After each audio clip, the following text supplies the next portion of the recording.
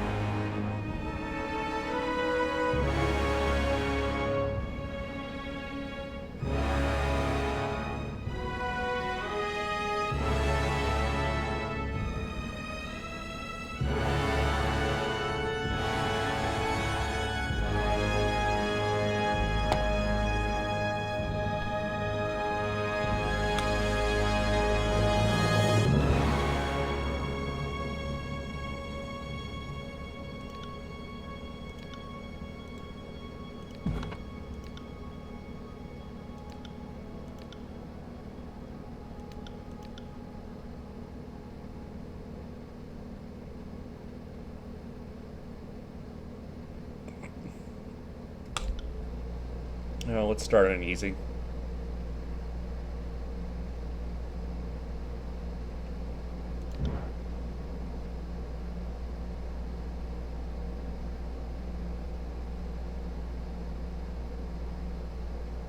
I don't know enough about this game to start on a harder difficulty level. If it's anything like Pillars of Eternity, things are not going to be easy, even on easy.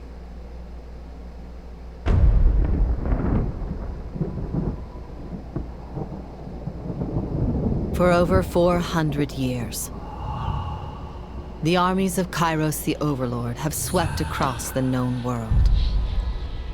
All who stood against them fell before their might.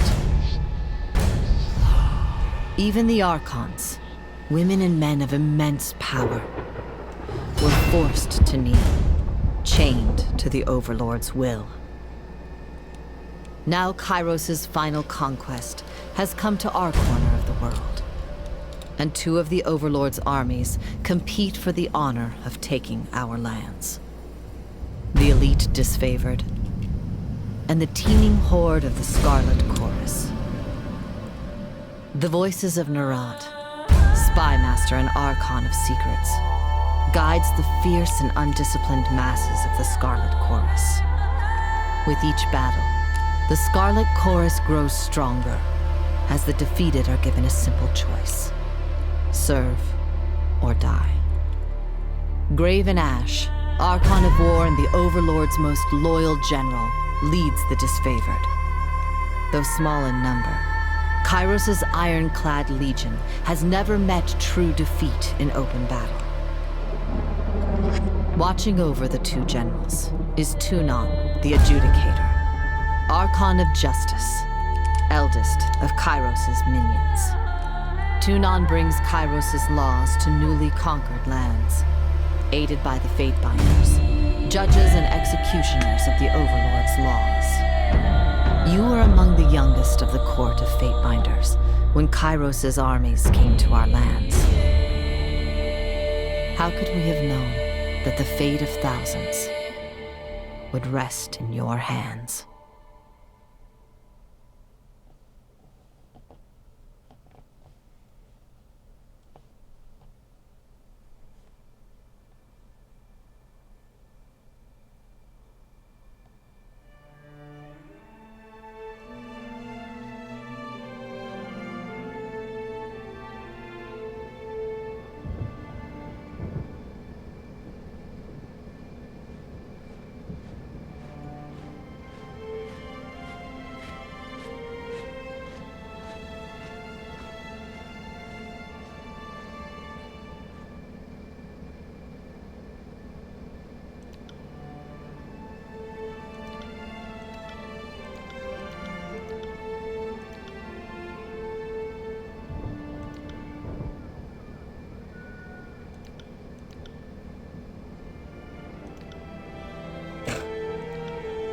Okay.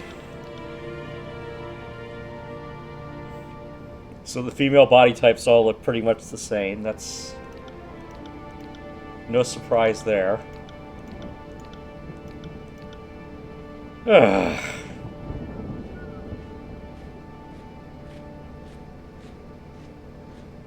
Alright, whatever. It doesn't look like they put much effort into being able to customize your character. In terms of their appearance, at least.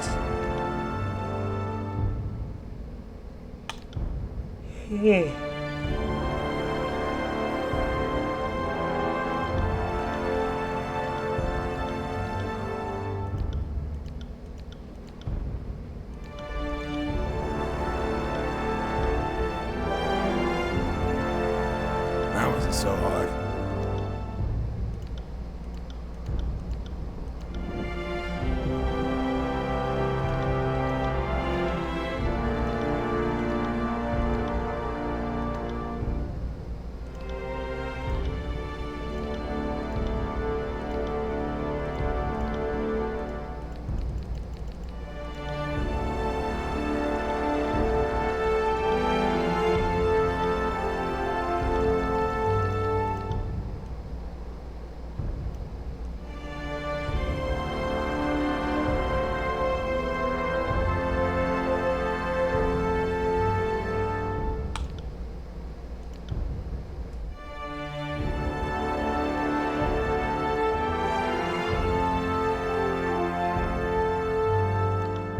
We must rest soon.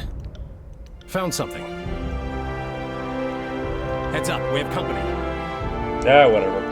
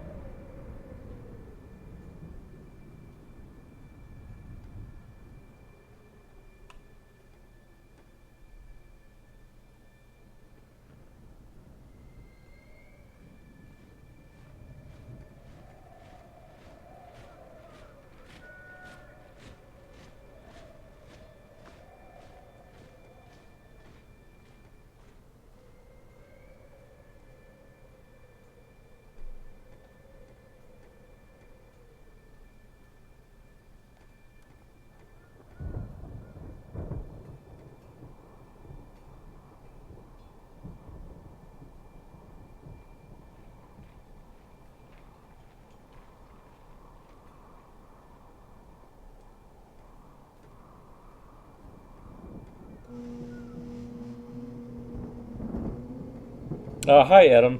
This is Tyranny. It's a game by Obsidian. I think it uses the Pillars of Eternity engine.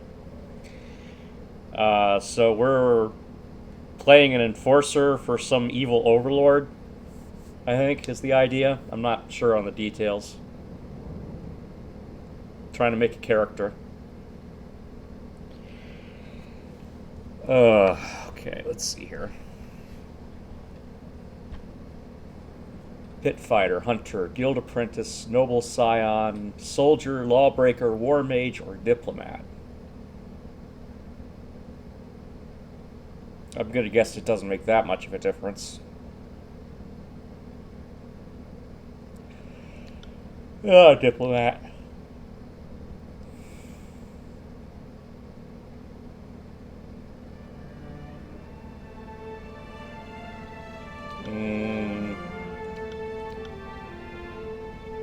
Sword and shield, okay.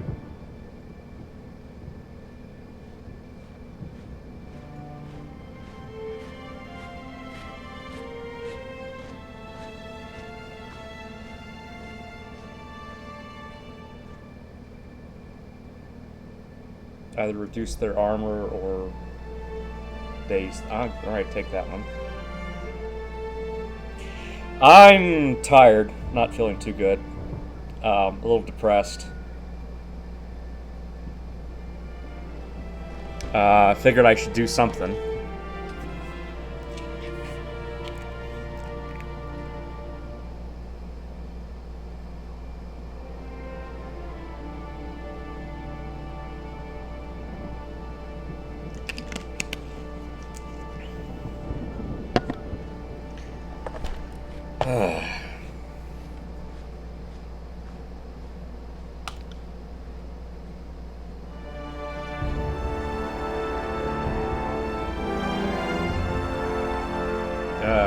Okay, I get a secondary one.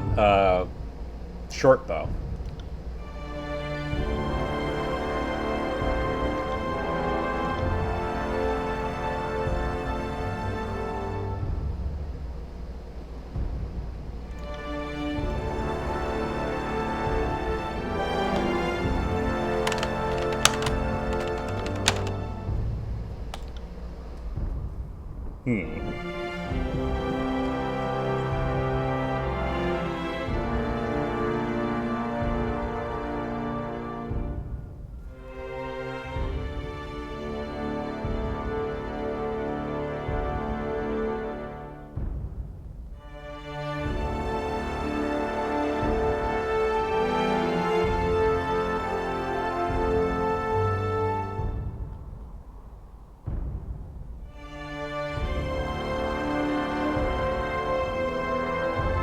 Okay.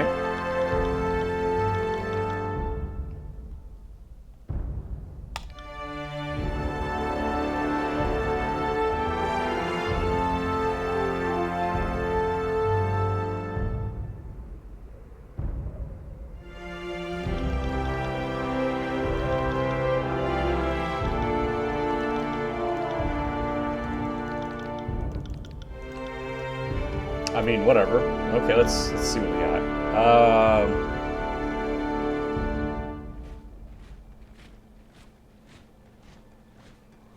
Selecting the Conquest option will allow you to play through Kairos' Conquest of the Tears. Choosing how your character is involved in the invasion. Okay, sure. Why not? The doctor poked another hole in my ear.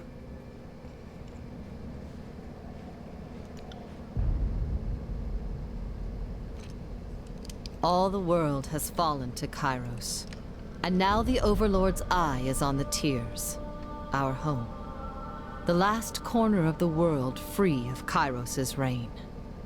2 armies, the Disfavored and the Scarlet Chorus, march south from the Northern Empire, the last realm to fall to Kairos a century prior.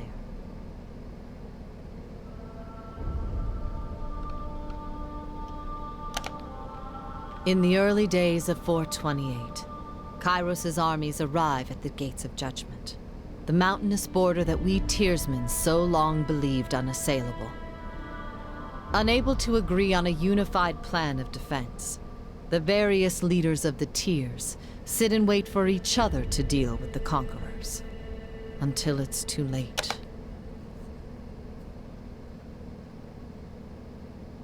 Okay.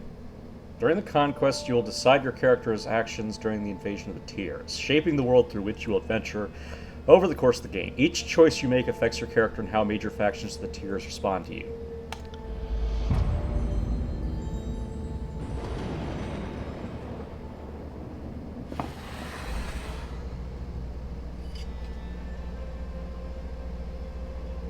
The Bastard City stood on the northern border between Kairos' empire and the Tears. Built upon a natural harbor at the crossroads between realms, the city was a nexus of commerce. To the Tears, it was the center of all wealth. To a northerner, it was little more than a backwater trading post. Its symbolic status as a gateway to the continent made it a natural first target in Kairos' military conquest. Circumstances were ideal for you to prove your worth as a soldier in Kairos' armies. Taking this city would send a message to the rest of the Tears that Kairos' will is insurmountable.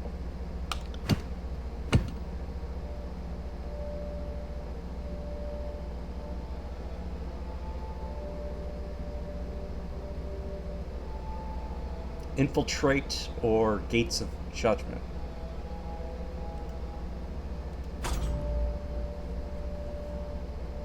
History would remember the Gates of Judgment as the first battle of the conquest, but the real combat unfolded with the advanced units of both armies preparing for the coming war.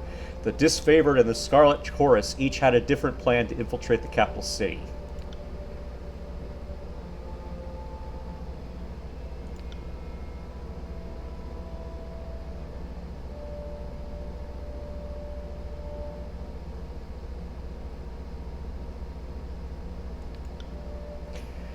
Either lend your skills to the elite disfavored scouts to capture a border garrison. Graven Ash insisted that an early victory in the offensive would boost the morale of his troops and diminish the haughty overconfidence of the Southerners. Alright, let's see here. Scarlet Chorus raided villages and small towns, conscripting every able-bodied man and woman into the army. The voices of Nurat emphasized the rewards of conscription and enslavement over wanton bloodshed. Apparently his soldiers needed the reminder. Okay.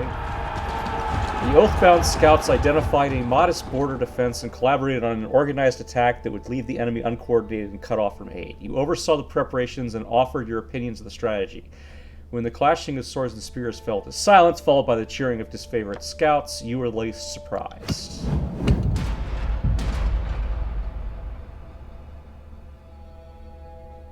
Containing the fire. The Bastard City's resident fire mages threatened to the first leg of the conquest. Kairos' forces put a stop to their unchecked power. Hi, Glorious. We're trying to make a backstory for our character here, I guess, in terms of the conquest of this city, and then we're going to wind up being the new law in that city, I think, is the idea. Found an ally within the city to prepare the way for the approaching armies. Okay, sure, why not? Insight agent. With the border garrison captured by your disfavored allies, you traveled ahead of Kairos' armies and lurked in the shadows of the Bastard City. You decided that converting one of the locals to Kairos' side would help bring the city to its knees. After all, corruption starts within. Either enlist a bitter captain the guard to sell military secrets to the disfavored.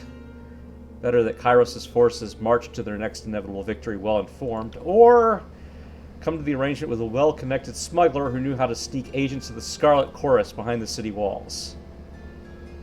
Scarlet Chorus were better operatives than soldiers, and this work requires subtle touch.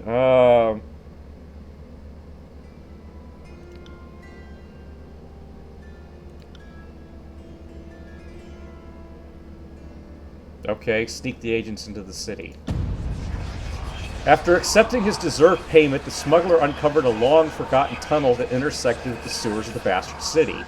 Armed with maps of the subterranean layout, your Scarlet Chorus allies fanned out to occupy various city districts under cover. They spent the ensuing weeks murdering key officials and sabotaging defenses wherever possible, weakening the Tyr's capital under the very noses of its leaders. Betrayal of the Bastard City. Your tactics of infiltration placed you in the Bastard City ahead of the main armies. Your work softened the city defenses for your arrival of Kairos' forces. But you wanted a decisive gesture that would give your allies a meaningful advantage. How would you assist in the fall of the Bastard City?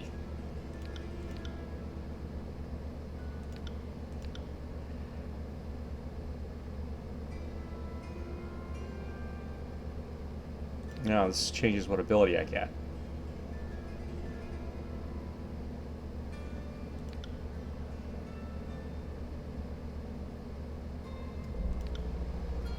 Warrior's Respite sounds good, I guess. You challenged the commander of the Bastard City's defenses to an honorable fight to the death. Disfavored wished to spare soldier lives for the battles ahead and civilian lives for occupation. I mean, it's an RPG, so it's going to be text-heavy, yeah.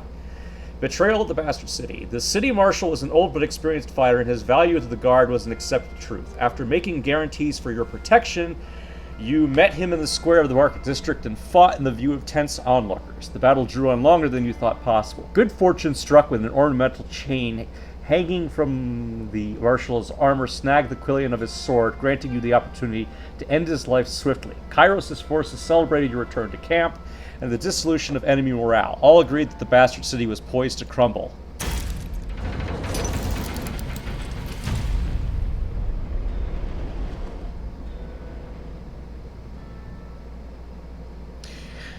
The Bastard City settled into a new state of normalcy with every tower displaying Kairos' banner. Your name was whispered alongside rumors of a decorated career to come. The armies divided into two fronts and migrated south. Tunan sent word that you were to join the next frontier of Kairos' conquest, either as a judge and overseer of the settlement of Lethion's Crossing, or as a war advisor with the armies advancing into the realm of Apex. Lethion's Crossing.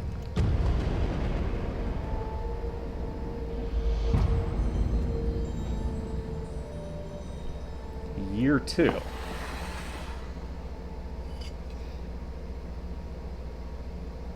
Years ago, Lithian the Bold founded a small merchant town at the intersection of ancient ode walls.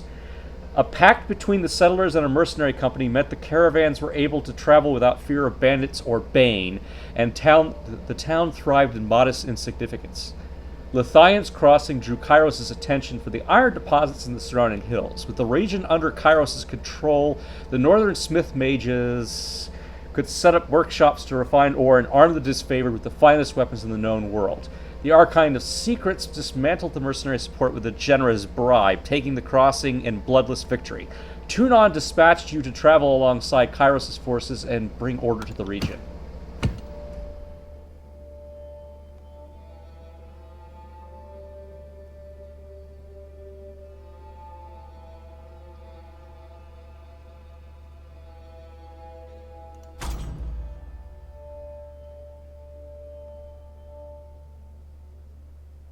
Siren, Archon of Song, used her arcane charm to lure locals into joining Kairos' army. As a patroness of the Scarlet Chorus, her efforts were critical to the conscription of new recruits.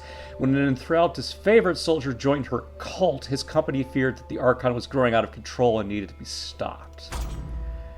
The iron must flow. Kairos' smith mages worked day and night to create weapons. No one faulted their dedication, yet production was low. The plans that came to light proved divisive to the disfavored and Scarlet Chorus. On one hand, any additional manpower was needed for fighters, not forges. On the other hand, the celebrated weaponry of Kairos' armies needed to be fiercely guarded. The Scarlet Chorus took refugees from the recent influx and forced them to serve in Kairos' military. You repurposed these individuals to haul wagons of iron for the smith mages. This proved an inconvenience to the Scarlet Chorus, who relied on their force of numbers to be effective in the field.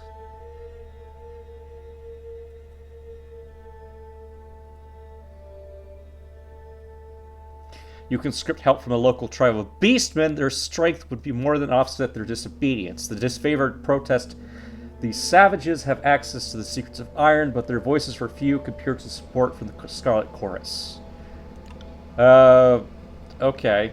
I guess get the refugees.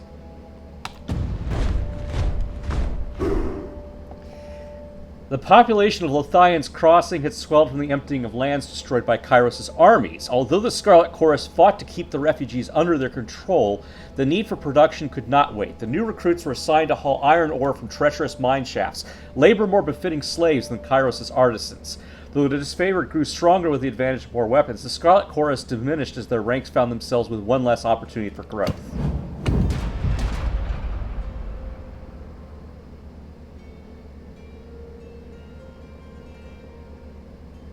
Pick up the armory. As the forges improve production, both armies demand preferential treatment. Tensions rise as disfavored and Scarlet Chorus soldiers rubbed elbows with mercenaries hired to guard the forges. Kairos' armies use Lithian's crossing as a reprieve from the war. The city grew more crowded as a mercenary army hired by the Archon of Secrets occupied the barracks, where they drained resources and escalated tensions. The disfavored wanted nothing to do with the sellswords, but the Scarlet Chorus sought to invite them to the fold. You let the Scarlet Chorus and the mercenaries engage in combat games and challenges, and allowed laws against revelry and merriment to go unenforced. Those who won the contest took a greater share of provisions, and sellswords of merit were invited to join Kairos' army. Okay. The games proved an excellent opportunity to relieve tensions, settle disputes, and guarantee future cooperation between the two forces. Any grievances were resolved by ritual combat. Messier than your adjudication, but arguably more entertaining for those outside the arena. The mercenaries who proved themselves worthy opponents found reward in joining the ranks of the Scarlet Chorus, where many of them carved out positions among the elite fighters. Who controls the crossings? Tragedy struck when a mercenary hired by the Voices of Nerat injured a force-bound artisan, leaving him unable to practice his craft. Tunon ordered the mercenaries to leave the city in the hands of Kairos' more responsible servants. Only a token garrison could be left behind while the armies returned to the fort. As the disfavored and the Scarlet Chorus showed increasing tension and hostility toward each other, Tunon decreed it best that only one force controlled the crossing. Granted to the disfavored, I guess. The disfavored planted a modest garrison in the settlement of Lithyan's Crossing. Though the force was larger than might be needed to police the small settlement, protecting the forge-bound ironsmiths became the true agenda of the defense force, as these magical craftsmen kept the disfavored invasion force suited in iron. Relieved at the departure of the Scarlet Chorus, the citizens of Lithyan's Crossing felt they got at least the least of two burdens. You received word from Graven Ash that thanking you for your decision. The forge-bound and their weaponry could not be entrusted to the voices of Nerat.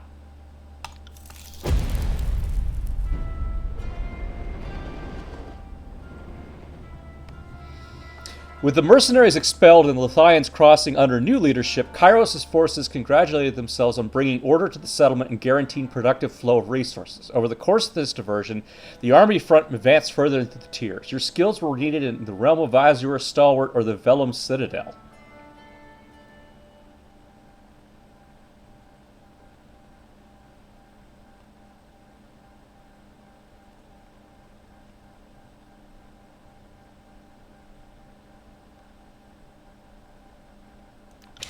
Vellum Citadel?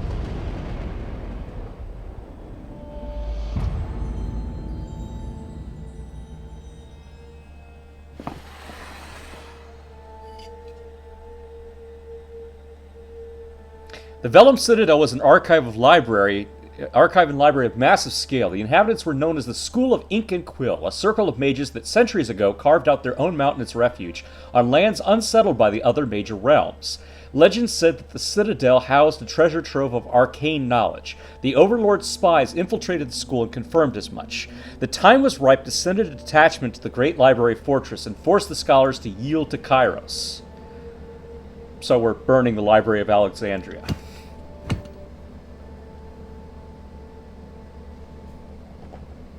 Song of Ensnarement. Chain of Command. Siren, Archon of Song, used her powers to enthrall enemy mages who crept beyond the Citadel walls. After Kairos' forces rounded up the arcane practitioners, the disfavored began executing the new captives before they could share dangerous knowledge, a crime under Kairos' law with the Scarlet Chorus.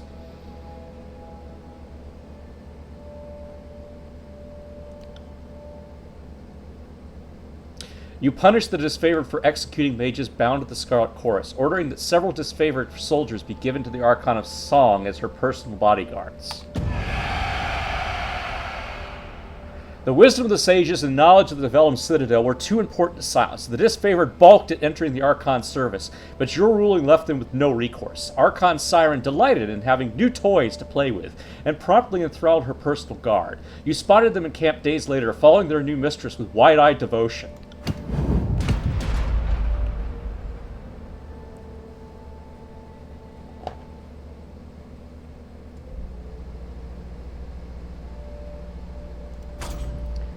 Right of command. The Archon of Song incited Scarlet Chorus recruits to fight their leaders. Bosses were killed and supplanted left and right. The disfavored demanded an end to the practices for the good of the conquest. You agree with the disfavored arguments. The right of command had its place, but not when Kairos' forces were outnumbered and reinforcements were weeks behind, if not longer. Yeah, okay. Sounds good to me. The Scarlet Chorus, even the gang bosses, argued in favor of their ritual contest killing. In the end, they agreed to suspend the practice for the remainder of the Vellum Citadel campaign. Lacking an outlet to settle scores or deal with the pent-up hostility, tensions flared between commanders and recruits who were forced to act against their better nature and communicate.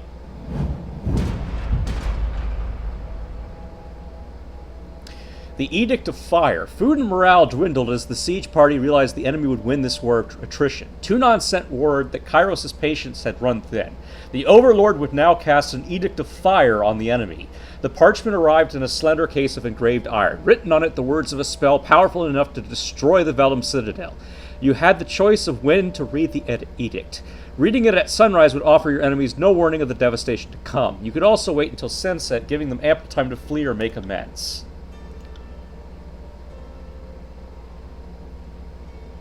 Claiming they still have spies within the Citadel, the Scarlet Chorus urges you to warn the mages of the Overlord's edict. Granting their request, you met with an enemy under a blue flag of peace and warned them of their doom, giving the Chorus spies and the enemy a chance to run. I'm guessing I want to try to be as nice as I can, but that also means I need to move up the ranks to get anything done. I don't know. Adam, I'm not sure what kind of character I'm making here. You confront the mages with a warning and hope the message was received. The hour before sunset, numerous figures were spotted fleeing the Citadel. As the sun dipped under the horizon, you read the words of the edict. The earth shook and red-orange light glowed from the foundation of the sprawling Citadel. Bubbling up from under the library, a torrent of lava heaved in an explosive force, gushing from windows and between loose bricks, melting winding trenches in the surrounding land. Days later, the flames still raged on, the conflagration continually fed and renewed by the power of the edict.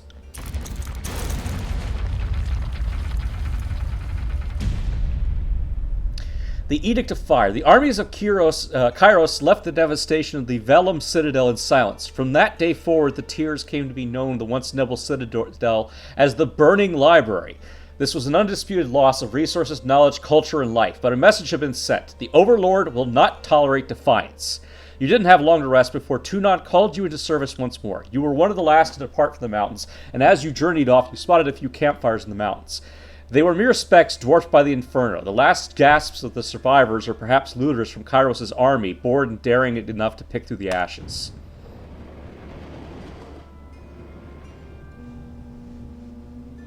Conquest complete. You've reached the end of this conquest. Okay, I guess that's it. That's our character.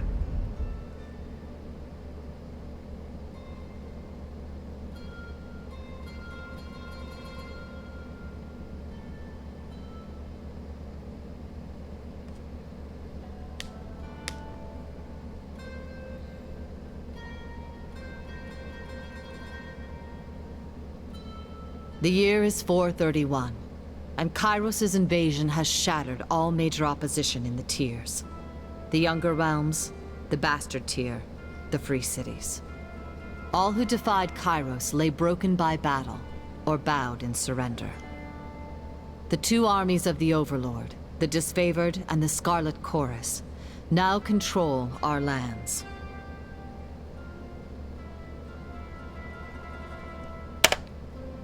But our will is not yet extinguished.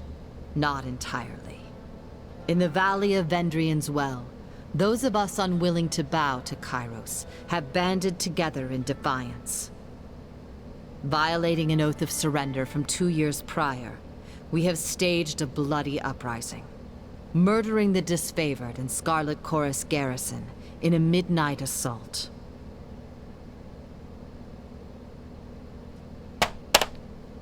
With their main forces spread across the tiers, the Disfavored and Scarlet Chorus redeploy to Vendrian's Well to crush the resistance. But months pass with no definitive battle. As disagreement and discord paralyze the Archons, we bide our time and wait for our message of insurrection to spread across the tiers. The Overlord is not amused. And Kairos has one message for the Archons. Crush the Oathbreakers, or die. Kairos backs this threat with an edict. A magical commandment that can slay all in the valley should the order be ignored. The honor of proclaiming this edict fell to you. Sent across the mountains to Vendrian's Well, you carry the Overlord's edict to read before the Archons. As you finally make your way through the winding mountain passes into the valley, the ground trembles, and Kairos' magic seals the way behind you. You are trapped in Vendrian's Well, with Kairos' armies and the Oathbreakers. The only way to survive is to fulfill the terms of the Overlord's edict, in any way that you can. Oh joy. Okay.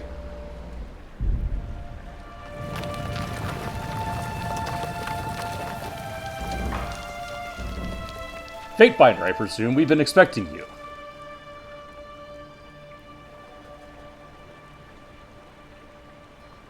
Okay, so I have a time limit, basically.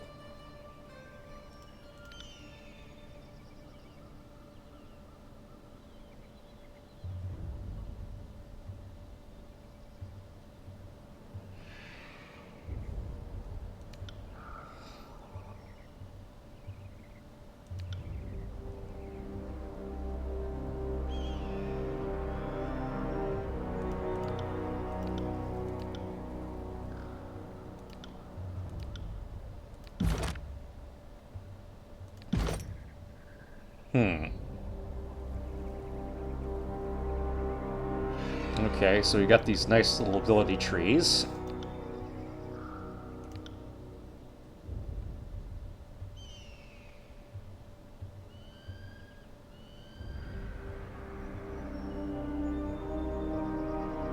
Okay, leadership I need to be level 3.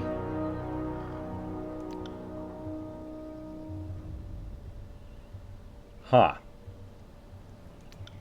Okay, so there's 6 trees.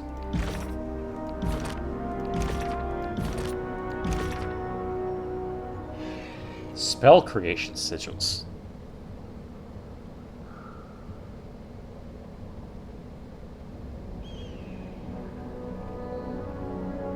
I get to make my own spells. Okay, that's going to be complicated.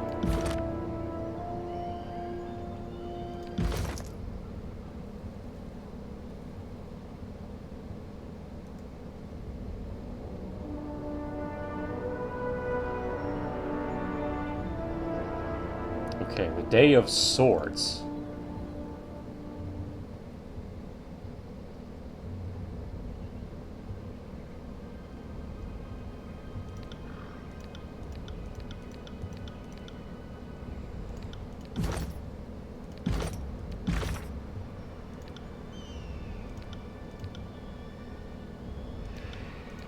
When is the Day of Swords? Span of Swords.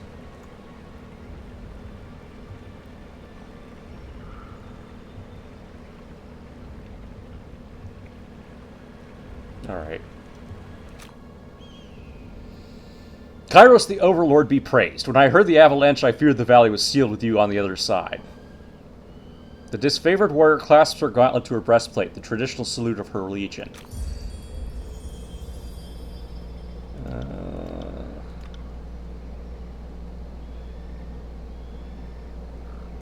Yeah, okay, kind of standard RPG stuff about conversation. Right, okay. The commander wouldn't say why the governor of Lithion's Crossing would be coming, but since we have no forges here, I imagine you're here to knock some sense into the voices in rot. She catches herself clearing her throat with a smile. I mean, mediate with the Archons so that we might agree on a plan to wipe out these Oathbreakers.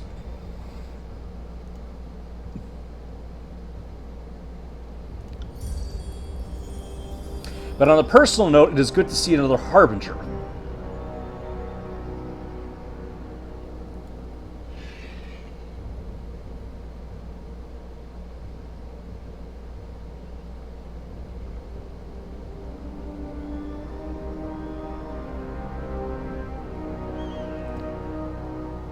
By Kairos' will, most of our old invasion force still lives, but most of us have been scattered across the tiers, reassigned as needs change. I miss those days, when there was so much battle ahead of us, so much glory still to be won. But I know the Archons are expecting you. Don't let me wax nostalgically about the old days.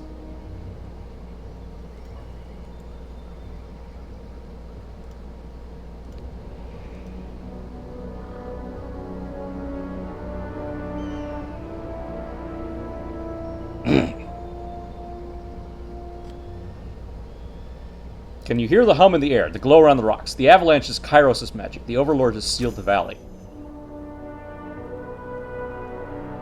Your senses see more than mine, good fate bender.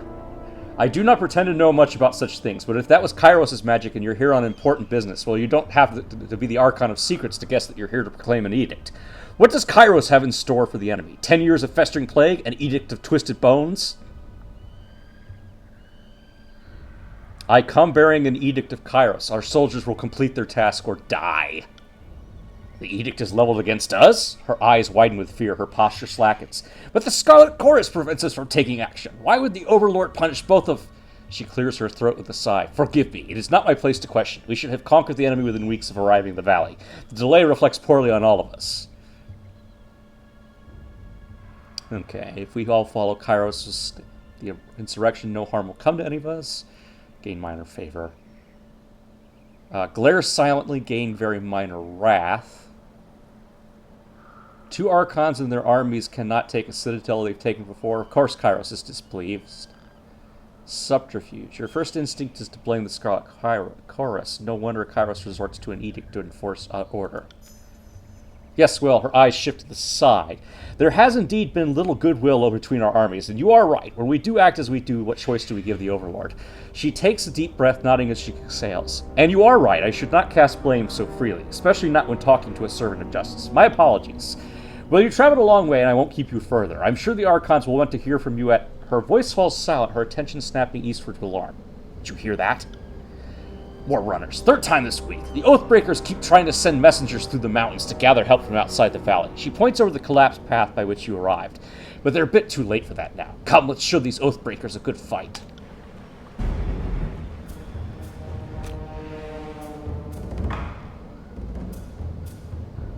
Yeah, who knows, Adam? Maybe there are limits to his power.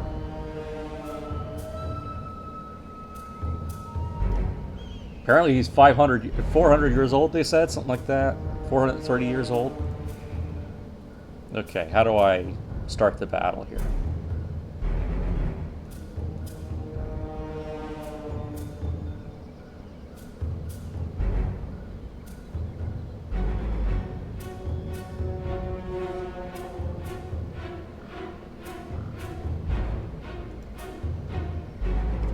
Let's see here. Alright, unpause. Right. Okay, see if we can knock him unconscious, Sorry, I guess. I can't. I can't?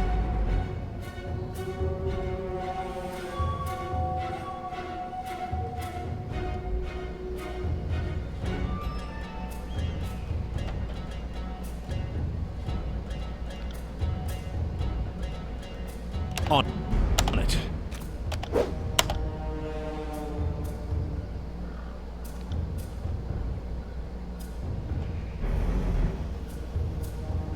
Okay, yeah, this is pretty much like the Pillars of Eternity fighting system.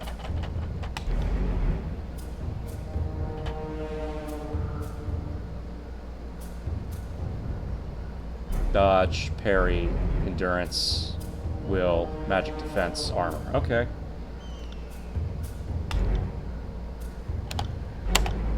Okay, that didn't work. It's got a cooldown on it, of course. Alright. Well, just keep hitting him with my sword.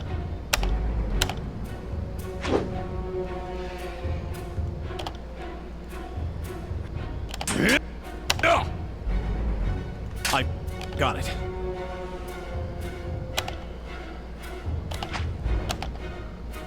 Okay.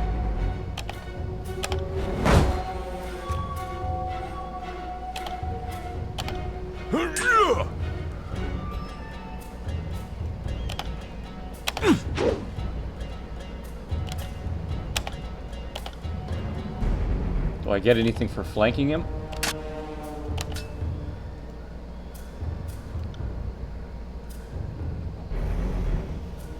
Will do.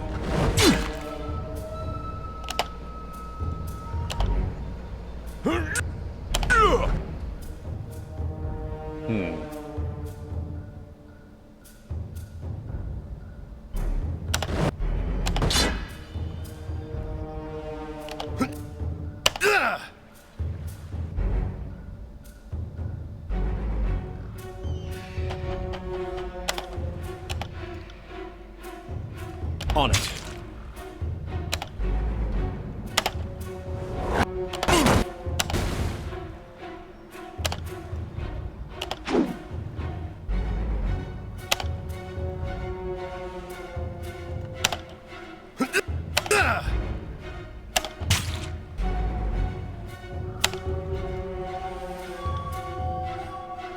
On it. This guy's taking a while to die.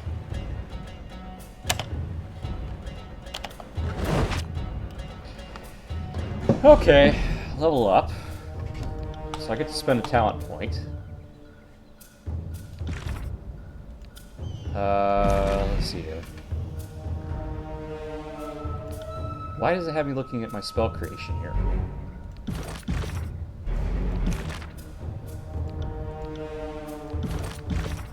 I don't understand why that's being highlighted. Okay. Okay. Here's where I put my points, right?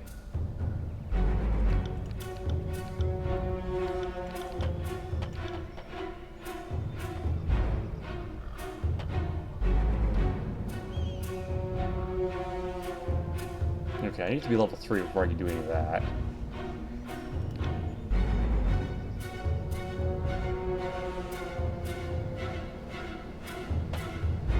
Cleave sounds good.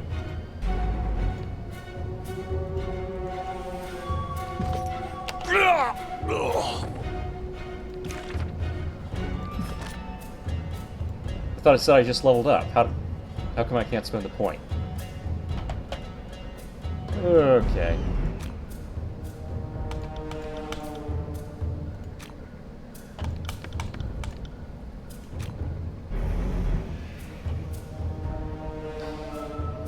Okay.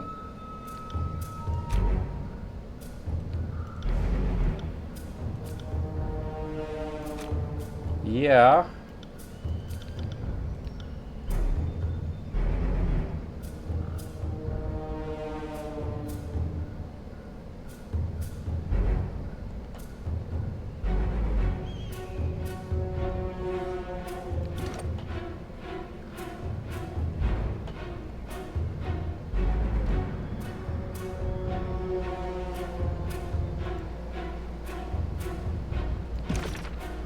Thought it told me I leveled up.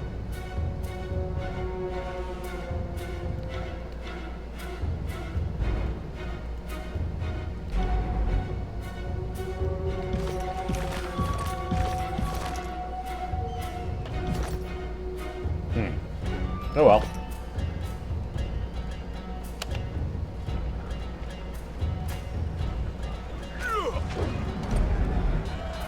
Squeeze through the gap or move over.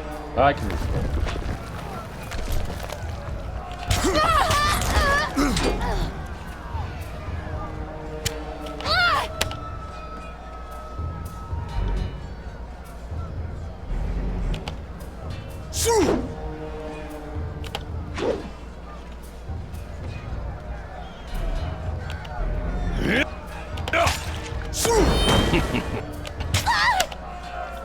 Alright.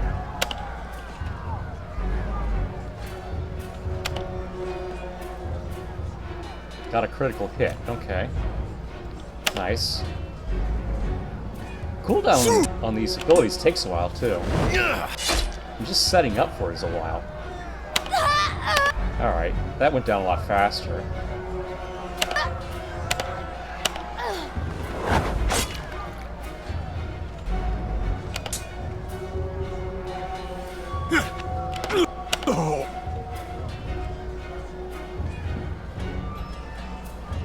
Any way I can heal the guard?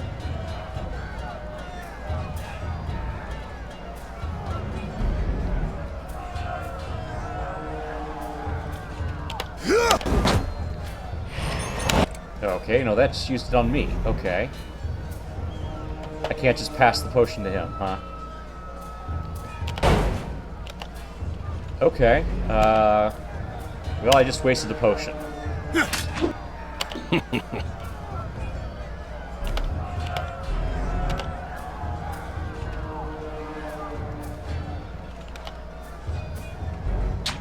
On it.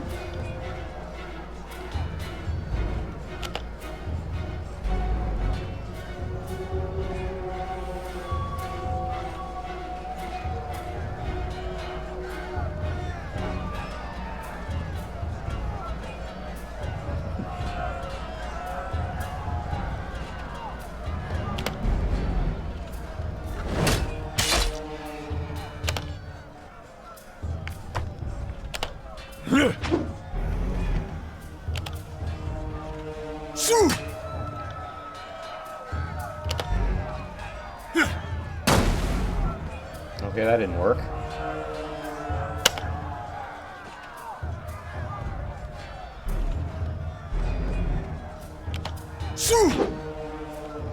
I need to... Okay, let's see here. Game, auto pause. Alright.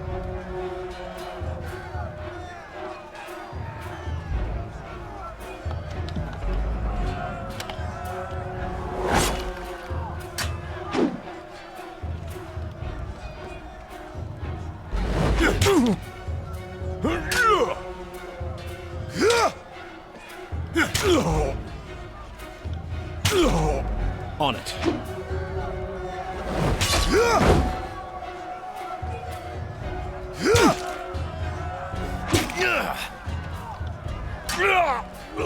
That took more work than I would have liked.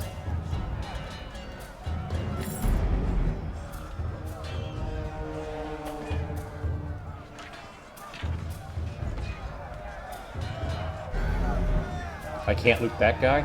Okay. Don't bother with me! Go down to the pass, Drastus. You're wounded and it's not trivial. This is but a scratch. I've seen twice as worse 10 times over. If you'll let me help. Raven Ash protects. You go and help the others. Okay.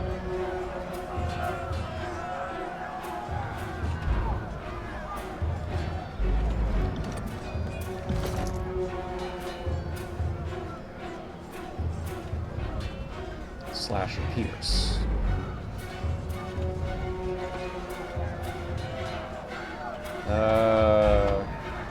Is this a two-handed weapon? It's one-handed, it says. Okay.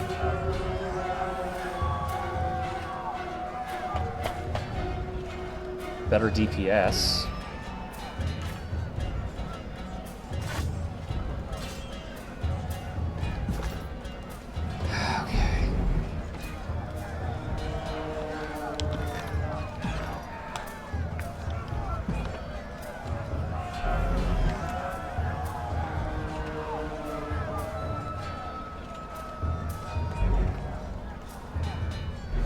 Can't do that.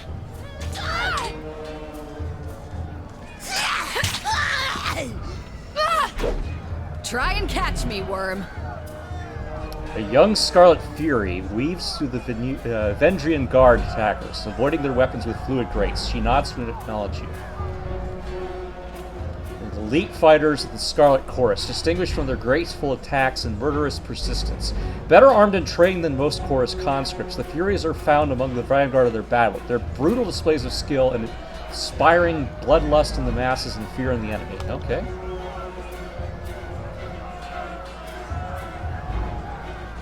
This one's crazy. Too much lead in her water. We should cut our losses and turn back. Ha! Fate Binder. You're here at last. Here to join me in putting these cowards out of their For the realm of the Apex, charge! The Vendrian Guard leveled their weapons and advanced. To battle! Got them in my sights.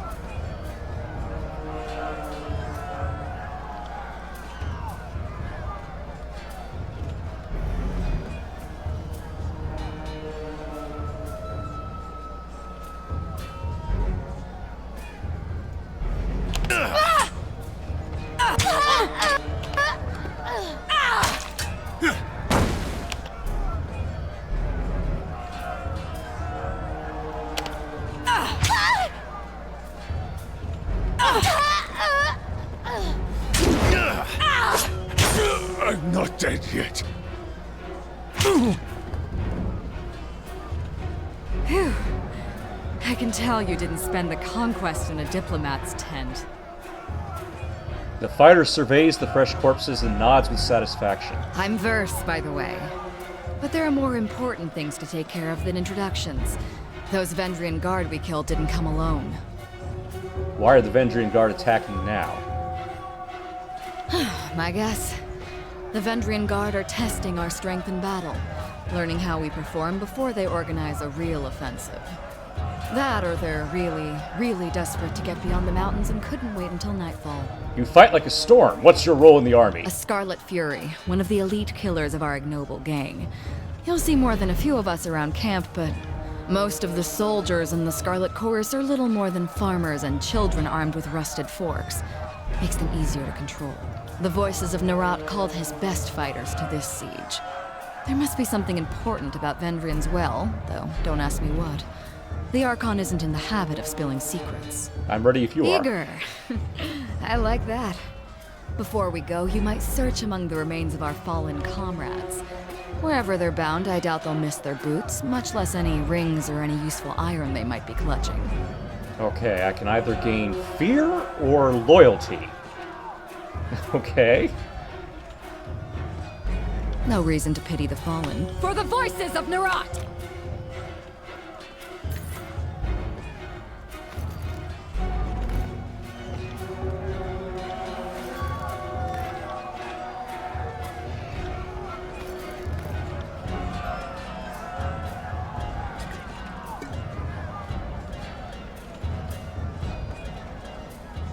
I don't have enough... Oh, that's... okay. Yeah, sure. Okay.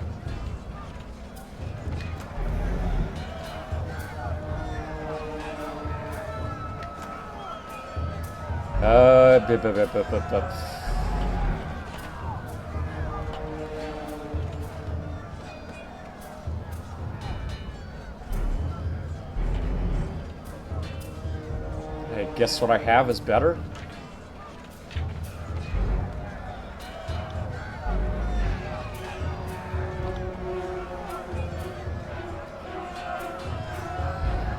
Okay. Adrian Guard bronze armor.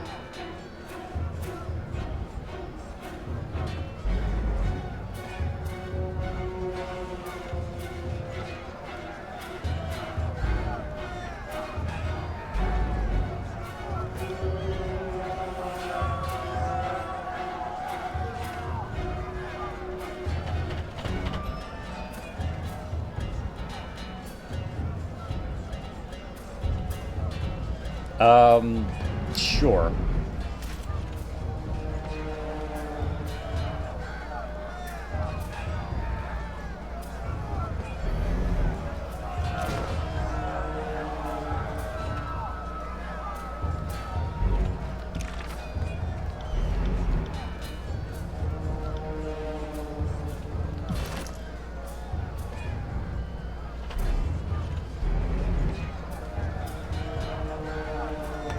I need 35 Lord over that. Okay.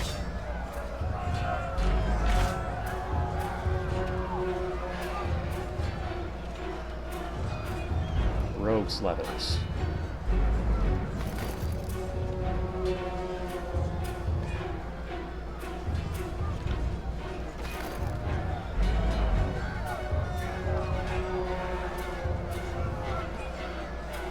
Oh, she uses two-handed. Oh, she uses two weapons.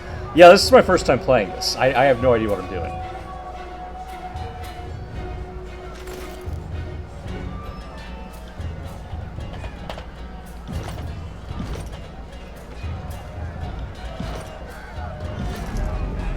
Alright, so I'm still level 1.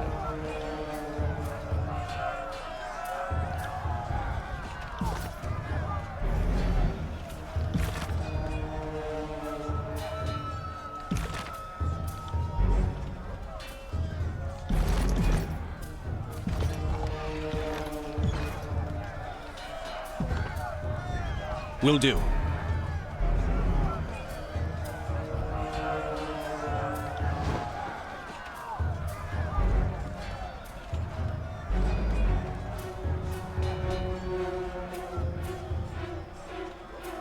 Eyes forward, no looking back. The Vendrian Guard warrior roars with his falcons held high, his words largely lost over the din of combat. Stand aside, or your funeral will be over the side of the bluff.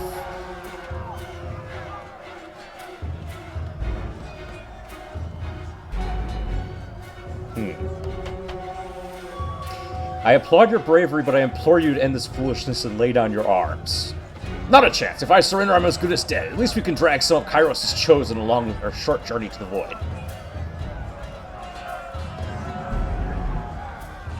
As he signals his men to charge, the sound of chanting rises from the south, drawing his attention. Scarlet Chorus reinforcements, hurry!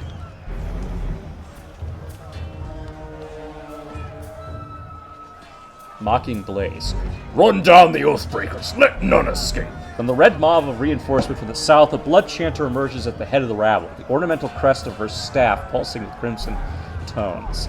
Signing sigils of magic and wordlessly moving her mouth, the blood chanter describes a series of spells into the air. A red glow surrounds the Vendrian Guard warriors as the chanter's magic worms its way into their minds, blinding them with rage.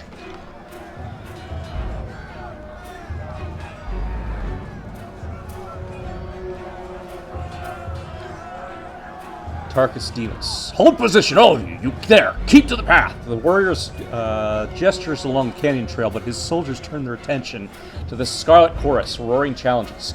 No! Don't engage them! We need to run! His orders falling on deaf ears, the warrior reluctantly readies his weapon. I'm not here to make friends. Okie doke.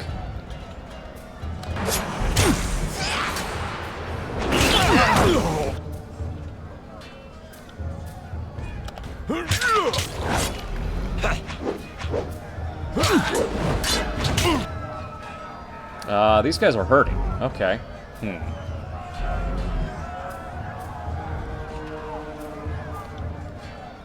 On my command!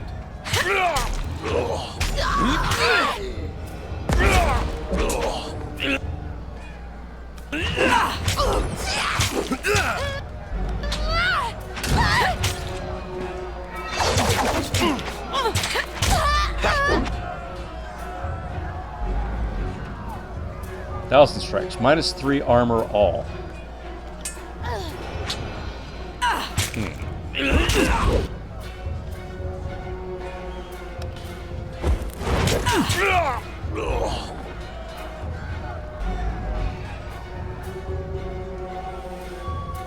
That kind of hurt.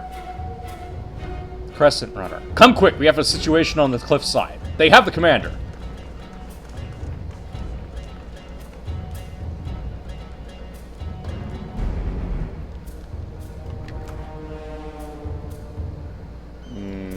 On it.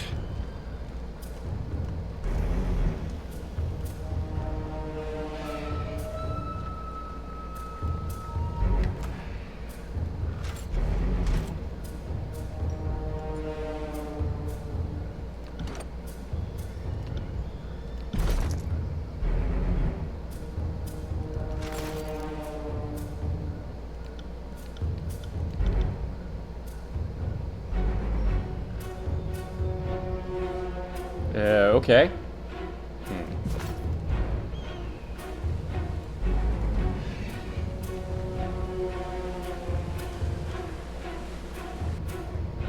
Stow your weapons, or we find out how long a man screams before hitting the ravine down below. Cornered between a precipitous drop and a bang of angry soldiers, the Oathbreaker warrior holds a disfavored officer at knife point.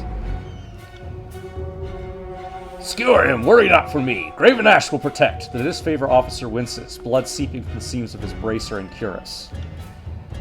Oh, you heard the man. He plainly invited you to use that little blade of yours. What are you waiting for? Permission from your pimp? This blade, with a jerk of the knife, he slices off a clump of Drastus' maddest hair. If you're so eager to see your ally dead, just step closer.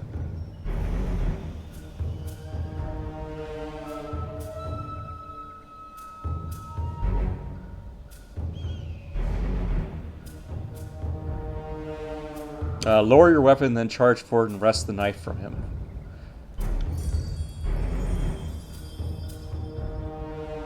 That's right, the rest of you. Now drop your weapons! With his attention on the other warriors, you dash forward. He reaches out with his dagger to slay Drastus, but your hand is already on his wrist. With a wrenching twist, you mangle his hand, dropping the dagger harmlessly to the ground. The disfavored warriors rush forward from either side of you. Tyrell barely manages a strained gasp before being hacked and impaled upon their swords and spears.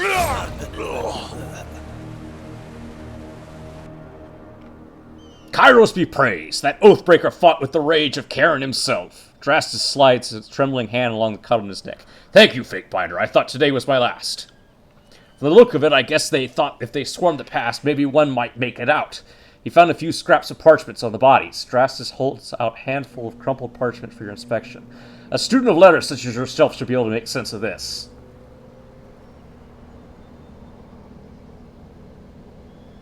Examine the parchment.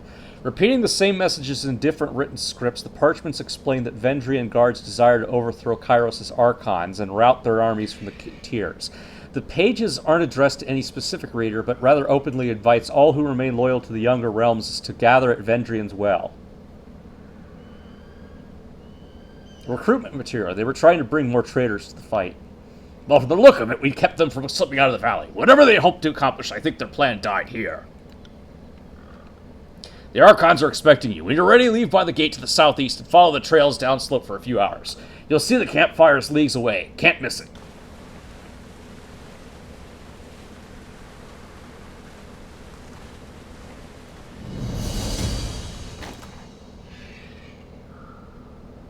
No, that's a two-handed weapon.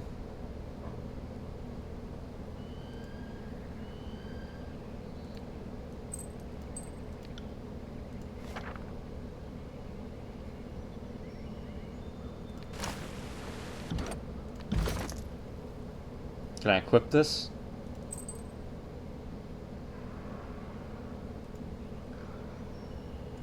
+1 quickness. Okay. Sounds good to me. On it.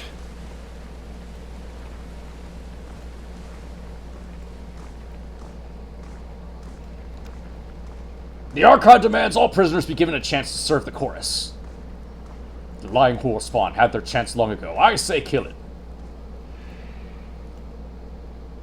The prisoner says his name's Tarkos Demos, Drastus lets out alongside, tapping his gauntlet finger to his temple. Then I don't think this is a complicated matter. He dies. His family's been a driving force of the Vendrian Guard. Killing him should demoralize whatever's left of the Tarkus clan. All must be given a chance to find absolution and service to the Scarlet Chorus. The mage points a finger at the disfavored officer. And you know full well that this has always been our way. He has a chance to be slave or soldier. Only then do we feed him to the pigs.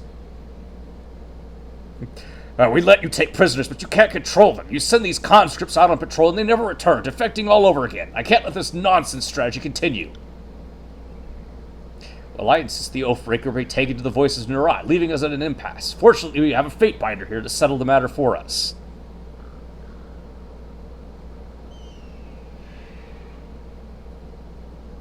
I guess leave the person alive. Oh, this is the sort of mess that got it. Nonsense that got us in the mess we're in now. If we keep showing these mongrels mercy, they'll just bite us time and time again.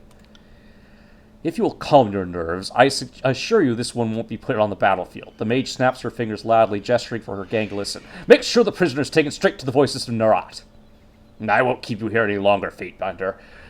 I know you have important business in the valley. Drastus salutes you, his iron gauntlet rapping against his breastplate. For the glory of Kairos!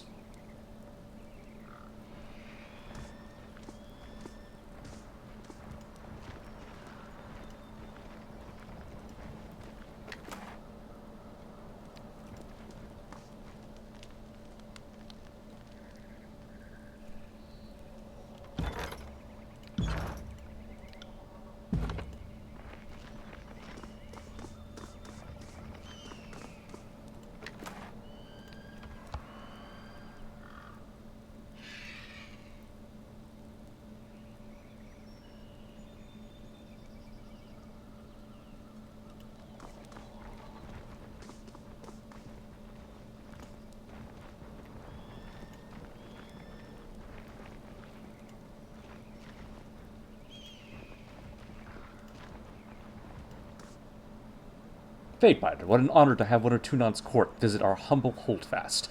Need supplies? If so, you've come to the right place. I trust you've been granted proper stewardship of the goods you're peddling. You see, Fatebinder. The merchant cranes her head to the side, scratching her neck. I think so. I've been handed these bits of scripts. She reaches across a stack of provisions to snatch a scroll case. But I'm not a woman of letters. Numbers are my strength, so you can well imagine.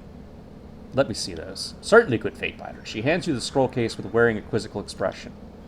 A cursory read indicates the merchant is granted the unlimited right to trade in logistical capacity. While not supporting an active battle, she has the right to trade grain, copper, and olives anywhere in the tiers.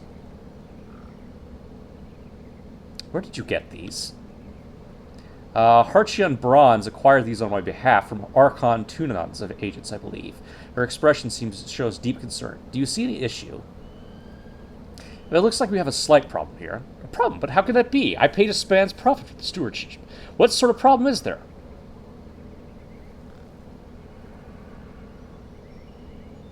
You have the right to trade as a part of an active war effort. Currently, it would seem our armies are unable or unwilling to fight. See the problem? Oh, I see the problem. Her eyes narrow as her hands slide towards the string of copper around her waist. Let's skip some steps in this dance, shall we? She holds up part of a string of copper rings dangling from her fingers. A donation to the court. Call it a proper fine. Call it a tribute to our protection. Just call off your game if you say yes.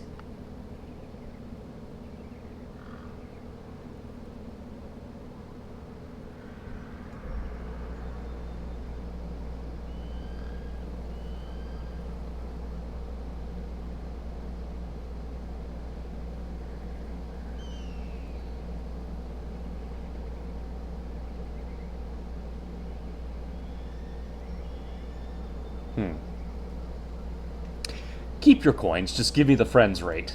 So be it. A smile creeps across her face. We'll trade as friends, and I'll not warn the other merchants of your flippant justice. How's trade? Well, this is a service posting. No profit up here in the pass. That's Harchion Bronze's orders. But when we march out of the valley, I'll be back on my own schedule, and there's to hoping this year is a good one. The Overlord forbids the extortion of the pathways. Good thing, too, because in the years past I'd lose most of my profits to tolls. Couldn't turn a copper if I tried to haul long distance. Let's see what you have.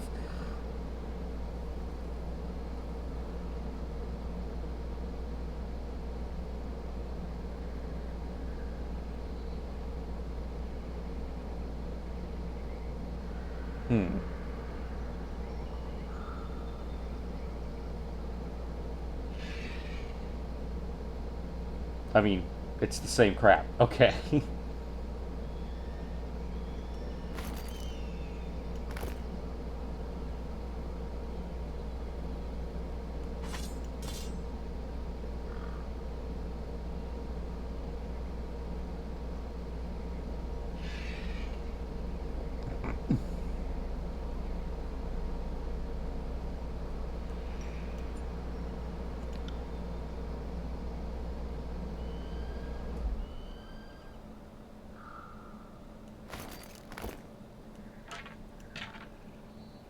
Alright, 3 gold and 50 copper.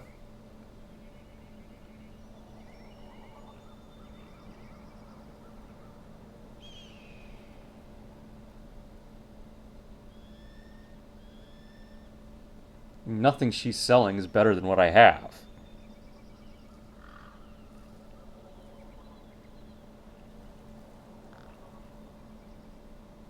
I'll just take the money.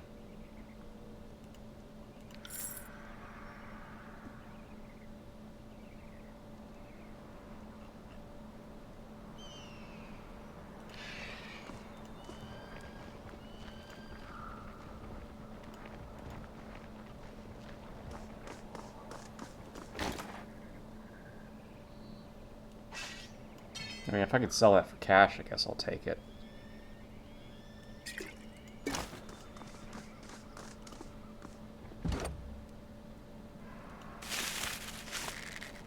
What do we have here? Potion of invisibility. Interesting.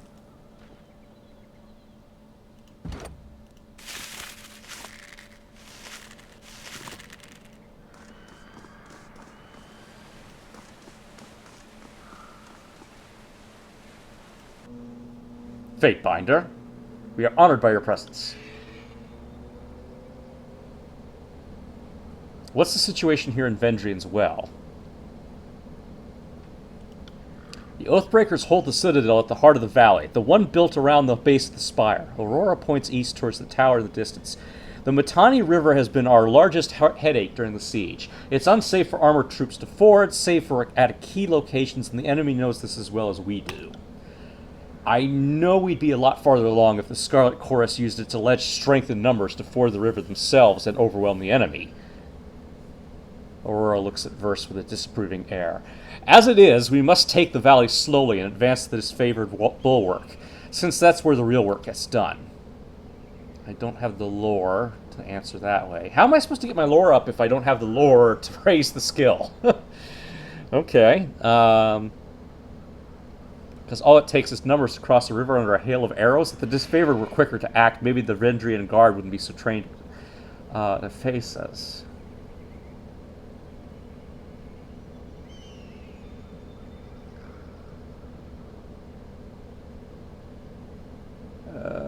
Aurora is correct. The slow advance will win out.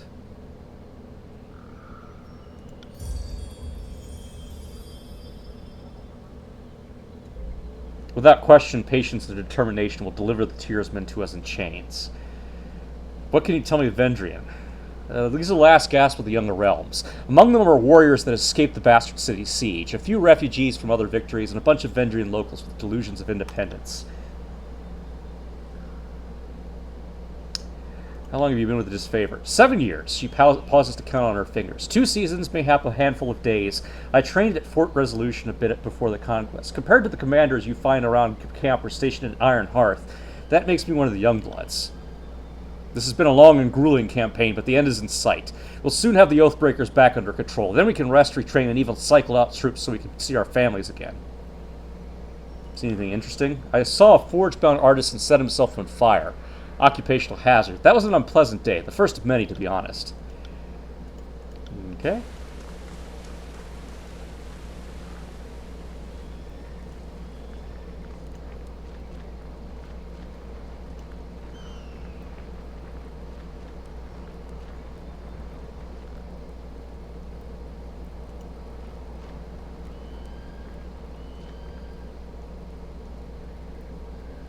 Sorry, I can't. Skycap.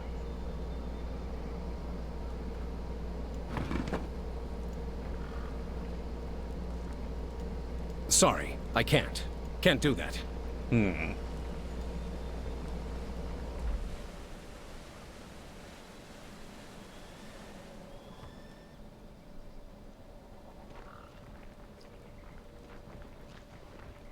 Okay. Where are they going? They're going all the way around? Okay.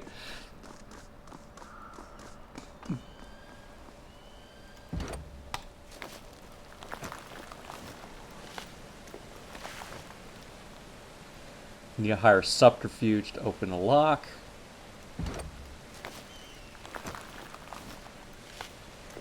Sorry, I can't.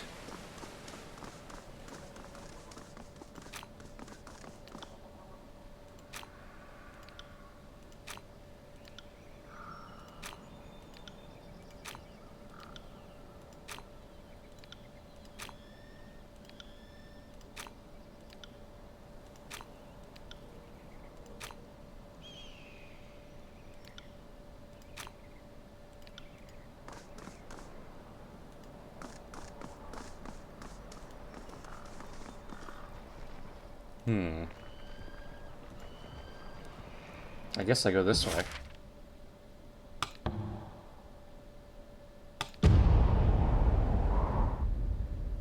But I do have a time limit. Okay.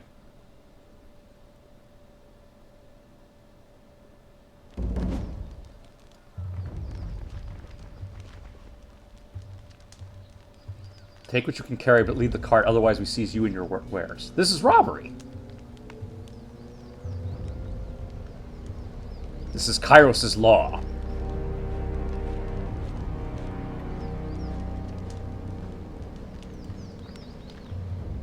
Hail, Fate Binder. The disfavored scout nods at your approach. Camp's a fun ahead. Don't mind us. Just clearing out the rabble. Well, I still don't understand what I've done to offend. I respect that these are now disfavored lands, and I'm happy to give the Legion a proper toll, but she's going on about trading rights. What nonsense is that? I'm not allowed to trade one thing for another. It's not like I'm selling weapons to angry peasants or anything of the sort.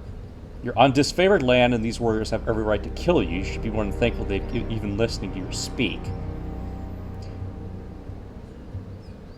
The Overlord regulates all trade. If you lack the proper permits, your goods are forfeit.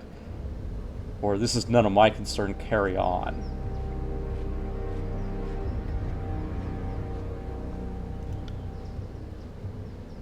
A trade permit? How was to whom would I speak to for such a thing? Not us, and not our problem. Maybe march your butt to Bastard City and plead your case before Tunon, and we'll lighten your burden and relieve you of your wares first. That should make the long trek a bit more bearable.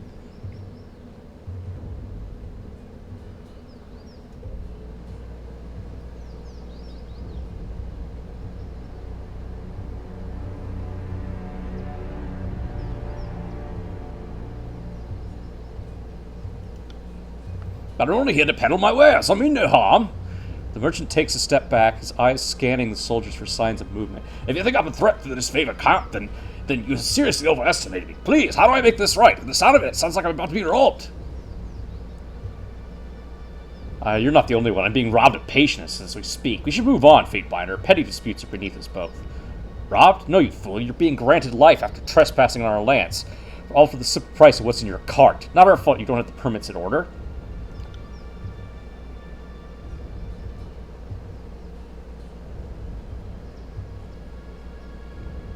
I guess let them take his stuff.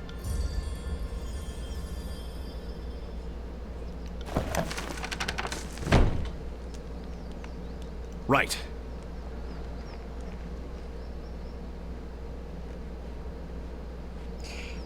I know we're both eager to watch the Archons bicker over tactics like a pair of magpies, but I need to ask you something first. The voices in Nerat told me that you've come as a mediator. Considering the source, I can't help but feel I'm only hearing half the story, so let's have it out. What's so special about you?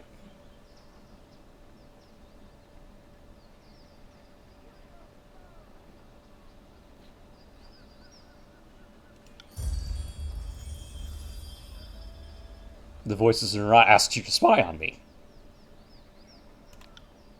Well, are you even surprised? He's the Archon of Secrets. Knowing in advance is his business, so is snatching up any advantage over Graven Ash. Those two compete like a couple of new recruits for a spot around the fire. It's nothing nefarious. The Voices is just curious why you're here. If he wanted to know more, you wouldn't be able to suss it out that easily. He would have sent one of his scarier peons in my stead. What else has the Voices of Nerat told you? Only that I could find you in the Edgering Ruins. Truthfully, I could have picked you out of the crowd. You're the only one of us who haven't spent the last few months bathing in the stink of the Matani River.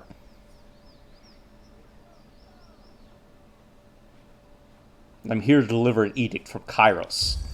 Well, that makes a crazy kind of sense. Considering how long the siege has taxed the armies, I can understand why Kairos would send you with an edict to spend things up along. Have you read it? Do you know what it says? The Archons must claim Ascension Hall by Kairos' Day of Swords, or all will perish. One more thing for the Archons to fight over. Well, thanks for cluing me in. If Kairos sends any lightning our way, just tell me when to duck.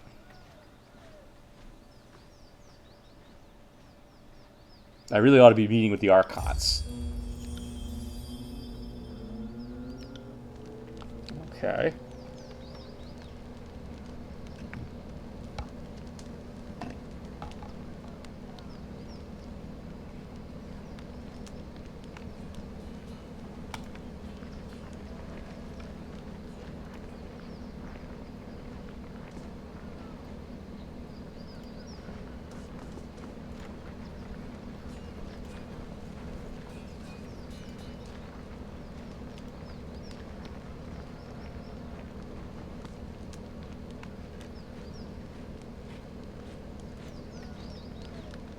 Sorry, I can't. Oh. Okay. Not enough subterfuge to open that. Go no further. You approach disfavored ground. State your business. I am Marcus Sparks, Fatebinder of Tunon. I bring word from Kairos, words for your commander's ears.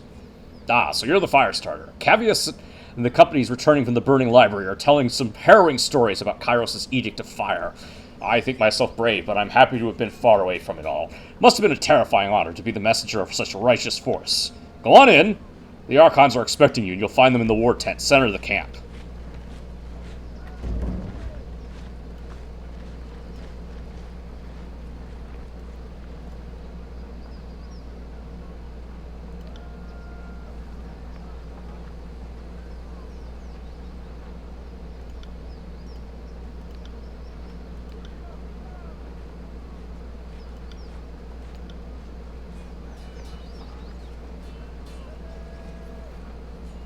Yeah, we don't seem to have anything I need quite yet.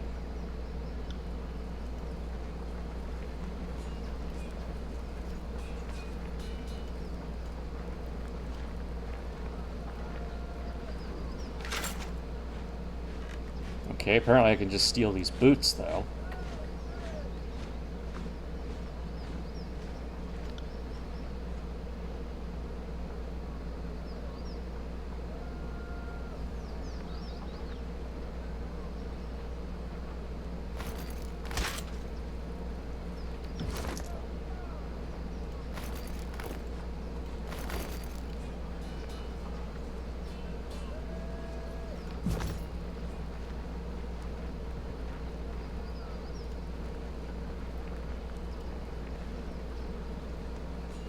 Glory to the voices of Nurat! Projecting his salutation for all to hear, the grinning blood chanter raps his staff against the ground.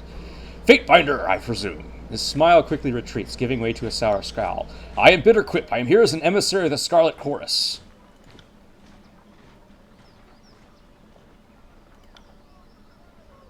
Okay, so he just gonna tell us the same. All the questions seem to be the same stuff. Oh. I'm just still feeling kind of tired. I'll come back tomorrow. I don't know what I'm going to be playing, but should be able to find something. I think maybe go back to East too. All right, have a good night, everybody. Stay safe.